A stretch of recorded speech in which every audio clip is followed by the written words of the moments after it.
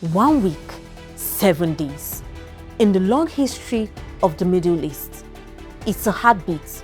But what happened starting on February 28, 2026 might have just rewritten the map forever. It's no longer a shadow war or a proxy conflict. This is direct. This is Operation Epic Fury and Operation Lion's Roar, a coordinated strike by the US and Israel that has shattered decades of strategic norms. The scale is staggering.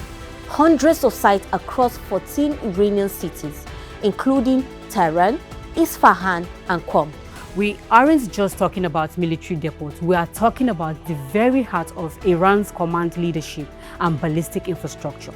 To understand how we got to this explosion, you have to look back at the slow burn, specifically the collapse of the 2015 JCPOA nuclear deal.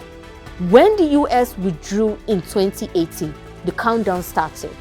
Tehran accelerated its enrichment and the Western capitals pivoted from containment to confrontation, and the fallout was immediate. Within days, the unthinkable was reported: the death of Supreme Leader Ayatollah Ali Khamenei.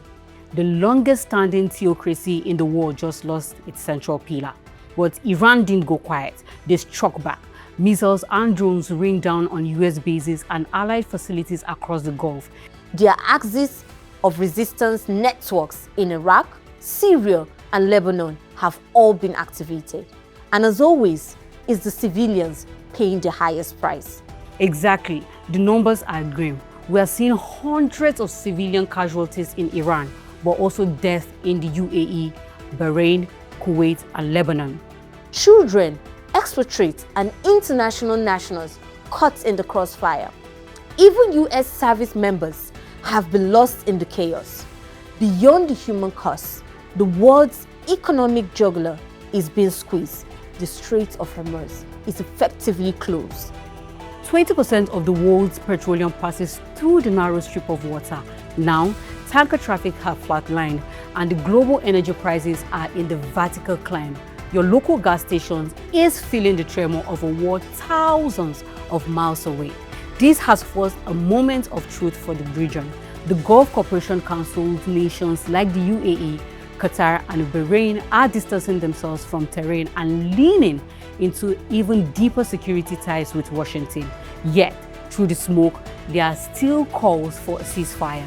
Diplomats are working overtime, even as military analysts warn this conflict could turn into a campaign of months.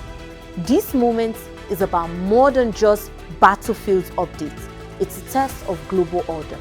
In a world where energy, nuclear risk, and civilian lives are all interconnected, can a ceasefire this big stay contained? Or are we just watching the sparks reshape the entire world?